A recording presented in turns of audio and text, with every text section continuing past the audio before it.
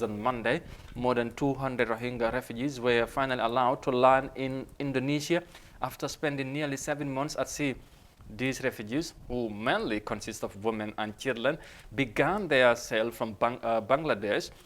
They are the biggest group of Rohingya refugees to arrive in Indonesia since the Admandan Sea crisis in 2015. Ibrahim John tells us more.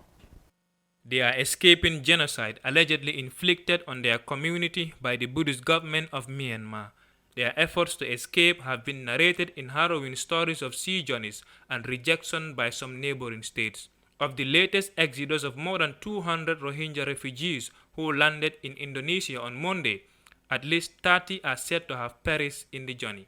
The UN Refugee Agency UNHCR stated that an unspecified number of refugees were in dire need of medical attention.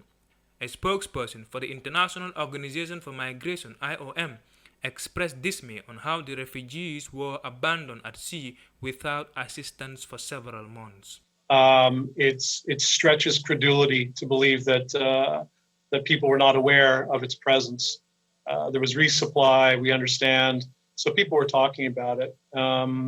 It's not a question of a ghost ship that just popped out of nowhere. According to the UN, the Bali process, a regional agreement which was made to resolve such a crisis, has drastically failed to implement a comprehensive regional action to protect lives through rescue and disembarkation. Paul Dillon, an IOM official, reiterated the agency's appeal for Southeast Asian countries to rescue and disembark refugees on time.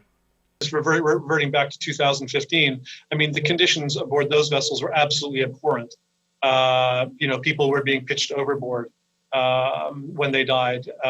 There was very little food, very little water. In this particular case, we haven't seen that kind of evidence yet, but we're looking into it. As Babar said earlier, there's a lot of medical issues that are being addressed at this time. The Southeast Asian states had an agreement in May 2015 after over 25,000 persecuted Rohingyas fled Myanmar amid a deadly military campaign against them. This latest group, including children, were rejected by Malaysia and Thailand and held hostage on the boat. A non-profit group focusing on the Rohingya crisis told the Guardian newspaper in London. Reporting for Eyeafrica News, I am Ibrahim John. Ibrahim John, thank you very much for that report. Finally, mon ñam pour ñu jéxal force bi rek moy gis nga ñi ay Rohingya refugees lañ ñu ngi joggé ko Myanmar mu nekk réew bi nga xamantene bo fatalé ko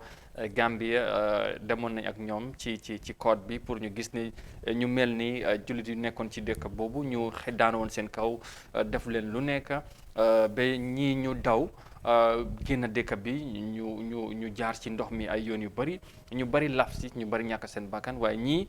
7 months ñu ngi ci biir ndox mi du fa dunda benn réew nangul leen welcome kenn nangul leen di jël ba finally Indonesia ñoom ñoo leen nangoo welcome seen biir réew mooy on Monday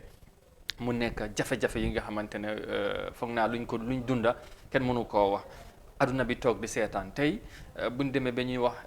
human right human solidarity jàppalante ak yooyu tey da ngay laajte anañu ak tey xam ne ñii luñ leen dal ak fu ñu leen jaar mu nekk li nga xamante ne mooy lu métti la ne mun ngaa laajte sax ana humanity ana nit ki taxawante bi ak yooyu tey lan nga ñu mën a indil ci lii rek su la nee nga ne amut soo jooyee si ñii rek parce que ana ñuy xeex ak yelleefi doomu aadama